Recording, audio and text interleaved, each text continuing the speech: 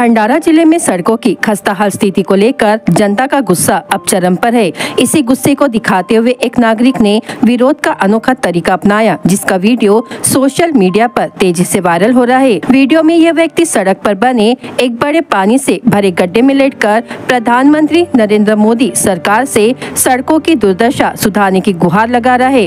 उसका यह कदम स्थानीय प्रशासन और शासन की लापरवाही पर सीधा सवाल उठा रहा है। स्थानीय लोगों का कहना है कि जिले में बनने वाली सड़कें बहुत जल्द ही उखड़ जाती है और गड्ढों से भर जाती है, जो दुर्घटनाओं का कारण बन रही है। यह भी चर्चा है कि ठेकेदारों को काम की पूरी रकम नहीं दी जाती, जिस कारण वे घटिया काम करते हैं। इसका सीधा नुकसान जनता को उठाना पड़ रहा है। यह वायरल वीडियो प्रशासन पर दबाव बढ़ा रहा है। अब सवाल यह उठ रहा है कि क्या इस विरोध के बाद सड़कें सच में बनेगी?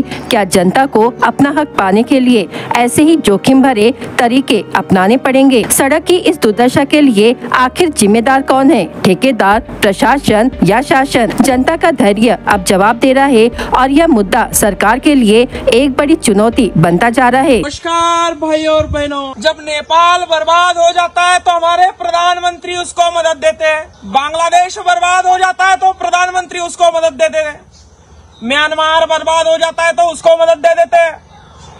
अरे पंतप्रधान सन्मान्य मोदी साहेब जी, मागचं 1 वर्ष झालं आमच्या पूर्ण महाराष्ट्राच्या ग्रामपंचायतला निधी दिला नाही 15 वित्त आयोगाचा।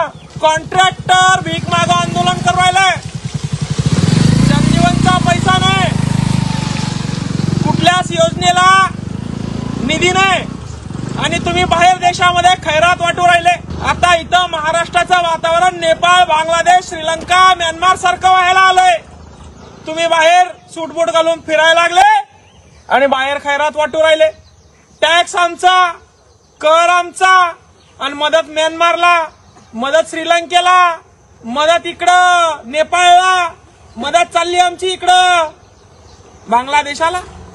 हा जो रस्ता आहे, इथं मी झोपलो, हा रस्ता 2 मुख्य गावाला, बाजारपेठेला जोडणारा रस्ता आहे। पहिलं गाव आहे बोरगाव अर्ज, माजी बांधकाम सभापत्याचं बोरगाव अर्ज गाव आहे। दुसरं गाव आहे गेवराई पायगा। 4 किलोमीटरचा रस्ता आहे साहेब हा। मुख्यमंत्री देवेंद्र फडणवीस साहेब 4 किलोमीटरचा हा रस्ता आहे। 5वी पासून तर 12वी पर्यंत जवळपास 300 ते 350 विद्यार्थी या रस्त्यानं रोज ये जाय करता पायी 4 किलोमीटर। हे तीर्थक्षेत्राचे रस्ते, राजुरीश्वर गणपती यांचं मोरेश्वर गणपती मंदिर बोरगावारचं इथे, श्री संत विश्राम बाबा यांचं मंदिर गेवराई पायगा इथे आणि 300-350 पोरं या रस्त्याने ये जाय करता आणि रस्त्यानं दर 100 मीटरला असे डायव्हरे तुंबले हो। आमच्या देशाची खैरात बाहेर देशाला वाटणाऱ्या लोक हो, आमच्या रस्ते तुम्ही कधी चांगले करणार आहे? आमच्या कॉन्ट्रॅक्टरला कधी तुम्ही कामाचे पैसे देणार आहे? आमच्या ग्रामपंचायतचे कधी तुम्ही 15 वित्त आयोगाचे हप्ते देणार आहे? देशात ही अवस्था असताना 56 इंचाची छाती फुगून तिकडे पैसे वाटायची, खैरात वाटायची कामं तुम्ही लावली आहे। आणि म्हणून छत्रपती संभाजीनगरच्या जे बांधकाम विभागाचे अतुलजी चव्हाण साहेब आहे, त्यांना निवेदन दिलं। या तालुक्याचे आमदार अनुराधाताई चव्हाण आहे, त्यांना निवेदन दिलं की बाबा हा रस्ता शेतकऱ्यांच्या पोरांसाठी, शाळेत जाणाऱ्या गोरगरीब लेकरांसाठी, गावखेड्यातली पोरं आहे, गरीबाची पोरं आहे, सिटीत शिकायला जाऊ शकत नाही, ट्युशन लावू शकत नाही। इथं बोरगाव अर्जमध्ये एक कॉलेज आहे, 5-25 खेड्यातली पोरं तिथं शिकायला जातात, तो हा रस्ता आहे। आणि त्या 4 किलोमीटर जाण्यासाठी त्या इमोकल्या पावलांना चांगला रस्ता अवेलेबल करून देण्याऐवजी बाहेर बर्बाद झालेल्या देशाला आपला निधी वाटत फिरत आहे तुम्ही सरकार लोक। म्हणून अतुलजी चव्हाण साहेब बांधकाम विभागाचे आणि आमदार अनुराधाताई चव्हाण साहेब आणि डॉक्टर कल्याण काळे साहेब खासदार या विभागाचे, तुम्हाला विनंती आहे, सगळ्यांना निवेदन दिलेलं आहे।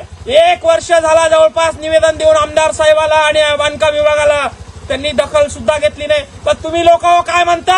हे पोरगा स्टंट करतं म्हणता। तुम्ही लोक काय म्हणता? हे फेमस होण्यासाठी असले नाटके करतं म्हणता।